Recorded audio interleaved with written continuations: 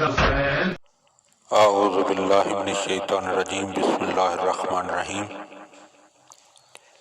حضرت امیر المومنین علی بن ابی طالب علیہ السلام کے فرامین کا سلسلہ اور نہج البلاغہ کے تیسرے باب کا 140 نمبر فرمان،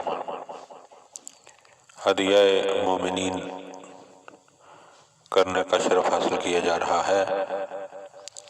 وقال علیہ السلام، آپ علیہ السلام نے ارشاد فرمایا، ما آل من اقتصد،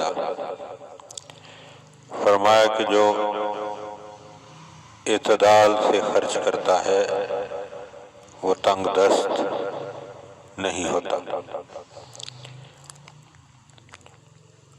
اور دیکھیے کہ شریعت مقدسہ اسلام نے انسان کو میانہ روی اختیار کرنے کا حکم دیا ہے، جیسا کہ ہے کہ خیر الامور اوسطها، کہ امور میں سے بہترین امر جو ہے وہ درمیانی راستہ اختیار کرنا ہے۔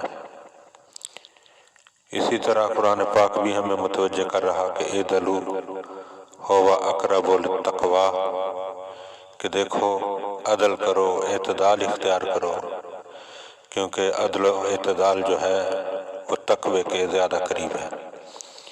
لہذا جو مومن ہوگا وہ اعتدال پر کاربند رہے گا، اور جو بھی اعتدال پر کاربند رہے گا وہ کبھی بھی زندگی کے کسی بھی معاملے میں پریشان نہیں ہوگا۔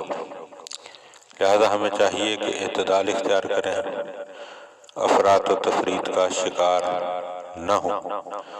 دعا ہے کہ خداوند عالم ہمیں ان امور کو سمجھنے اور ان پر عمل کرنے کی توفیق عطا فرمائے۔ اللہم صلی علی محمد و